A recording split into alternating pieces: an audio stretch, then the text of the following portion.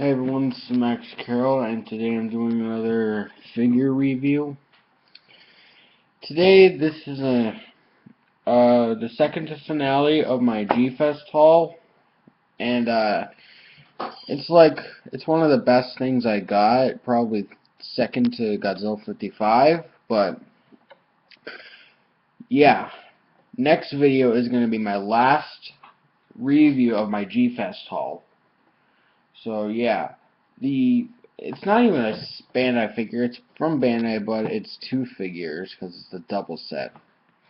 But here it is, the Bandai Godzilla against Mechagodzilla double set. I got this in 9-mint condition for $15 at G-Fest. Unfortunately, I ripped the box when I was opening it, but what are you gonna do? Let's look at the packaging. This is going to be one of the few times I am going to be talking about packaging. The rest is going to be for my Monster Arts figures, which I should have my Godzilla 1994 coming in the mail, which I'm going to order. I haven't ordered it yet, but my mom told me yes, we are getting it. So, expect a review of Godzilla 90s, the Monster Arts. It's a nice picture on the back. I wish the Kiryu was that color. And Godzilla was, well, he is basically like that, but I wish that Kiryu was that shiny, chrome-looking color. Here's Godzilla. Reason I got this.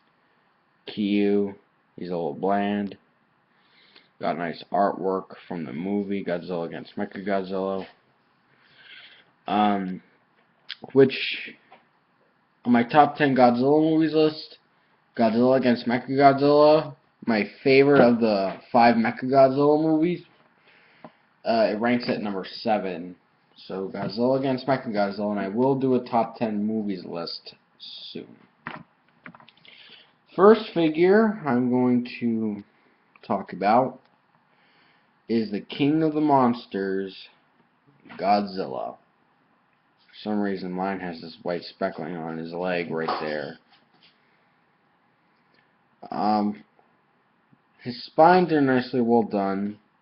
They couldn't have been molded much better for a small 4-inch figure. Hold on, Henry. Hold on. He's got red on the tongue. His teeth, claws, and toenails, and his spines. Actually, it goes all the way down to the tail. Tip of the tail. They're all very pearlescent white, but for some reason on mine his legs are outspread like this for some reason.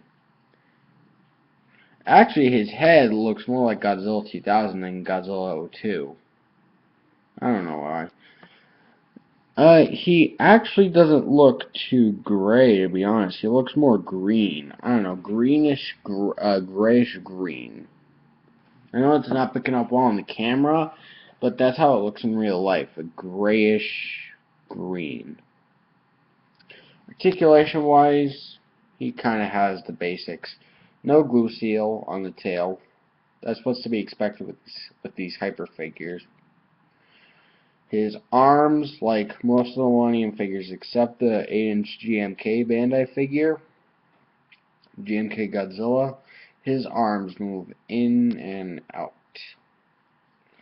And his legs, they rotate in case you're doing a stop motion, you want him to walk. I give him a 5 out of 5. He's a pretty decent figure. I would definitely try and pick him up if you cannot get the Bandai 8-inch or the Bandai 6-inch DX Roaring of this figure.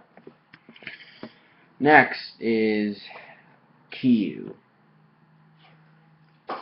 Let me just go on record by saying I kind of have a problem with this figure. And it's the same case with my Bandai GMK King Ghidorah, where there's not a lot of paint, and kind of have a problem with this. They missed out on the tail, the legs, the arms, and the neck, and the lower chest area. All that's supposed to be painted. Also, he has this problem, same problem with the Bandai Japan Space Godzilla, where his spines are molded in like this weird way, and also he has some leftover plastic. That's on all of them, not just mine. He has the tier lights, which is kind of odd. Why they add this? I would have been I mean, yeah, it's a nice touch. Why miss out on all the rest of the paint? I know that Godzilla has a simplistic design, but you painted him fully, even down to the tip of the tail. Now you're telling me that you don't have really thin brushes, you know, and you can't go in and paint this? I mean, what? I mean, I wouldn't have expected them, you know, to paint that all the way to the tip of the tail. But I would have at least, you know, expected them to paint in the other sections as well, the ones that are visible. Also, I have the Shokugan of this figure. I'm not going to get it out now because it's customized and it's a lighter color than this metal. Also, he's got the blue on the on the hand gauntlets and the backpack. Dark gray right there.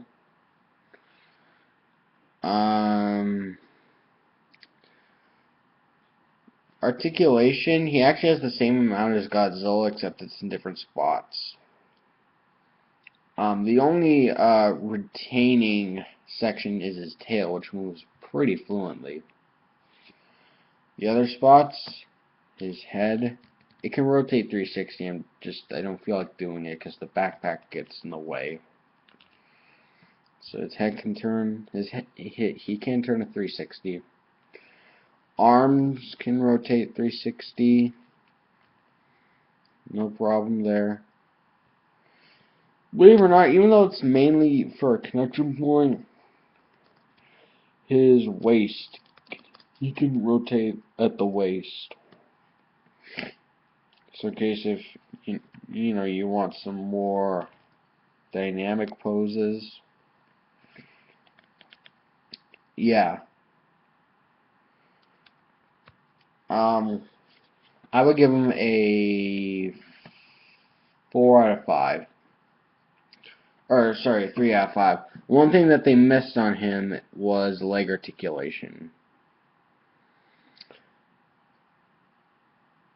I know he's a mecha figure, but you did it on your Showa Mechagodzilla. Why couldn't you do it on this?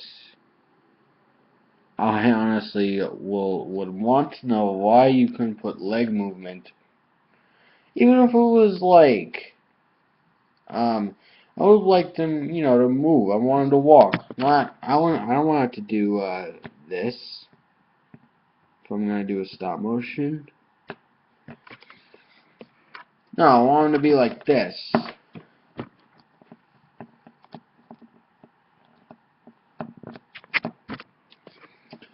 Overall, I give the set a 4 out of 5.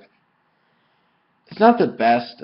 Well, in my opinion, it's my personal favorite of the hyper sets that Bandai's done. It's not perfect. It's definitely not horrible, though. It's adequate if you want a Godzilla and Kiryu to go in your collection for a G against Mecha G setup. But, yeah. Overall, I give this set a 4 out of 5.